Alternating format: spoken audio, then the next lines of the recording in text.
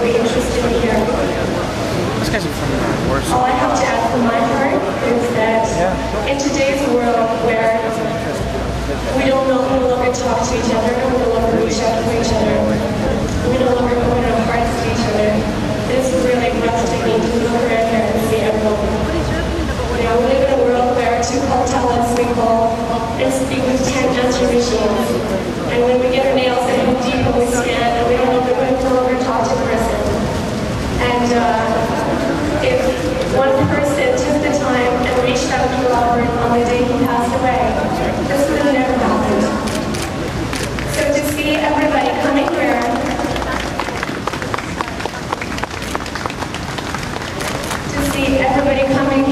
to get together for a stranger that we've never met. Maybe it is too late, but maybe it won't be too late for the next person. I would like to welcome the first person who would like to contribute today. Her name is Ramona, and she will set the tone for today's event by singing Ave Maria. And please ignore me, I'm losing the voice. Thank you. Reflects our desire to live our human life more profoundly and at the same time reaches another world. May this song be our prayer at the beginning of our meeting. Listening to it, let us pray, especially for Robert Dziekanski, who has gathered us here today in a special way.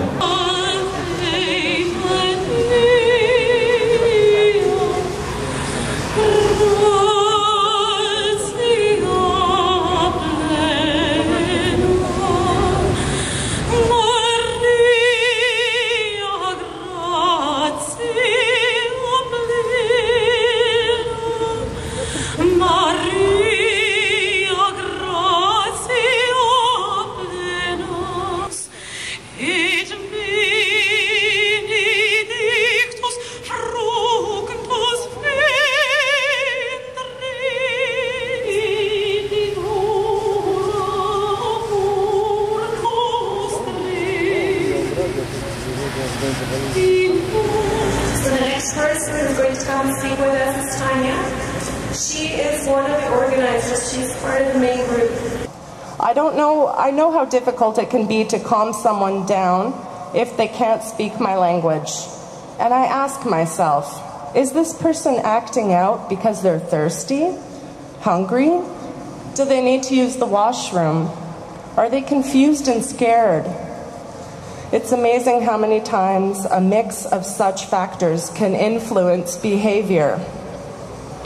Watching that videotaped evidence, I ask myself the same questions. Was he thirsty? Was he hungry?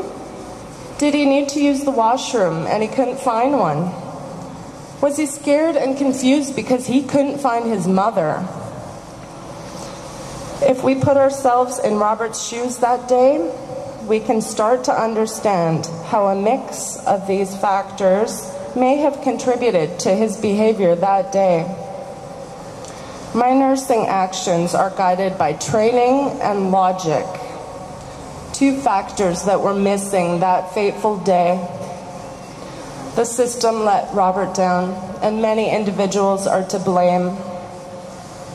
The lack of communication between agencies that day is apparent now. Robert waited in a small area for 10 hours. You leave an unattended piece of luggage at the airport and security is all over it immediately. Unfortunately, in this day and age, luggage gets more attention than people do.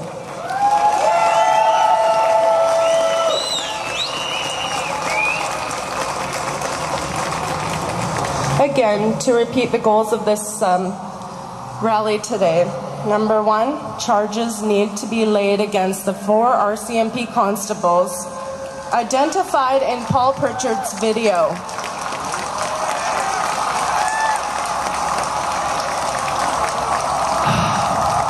Number 2, increasing and improving RCMP training.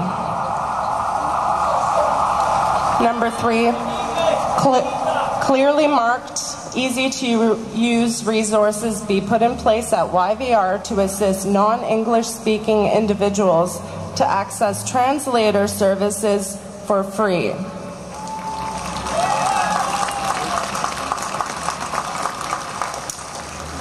We are angry and sad.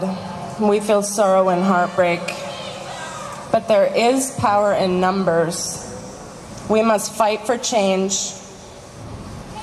We are now Robert's voice. Let his voice finally be heard. Thank you.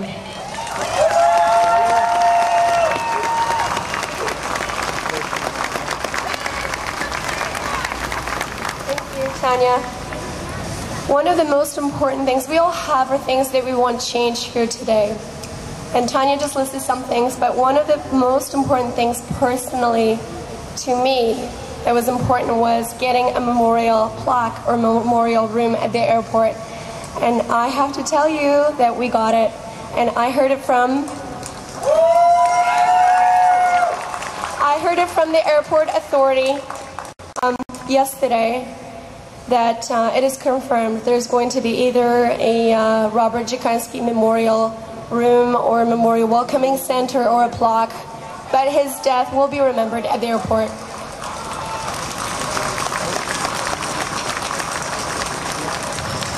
The next thing that is very important and very close to my heart is collecting enough money for Miss Zofia, who is Robert's mom.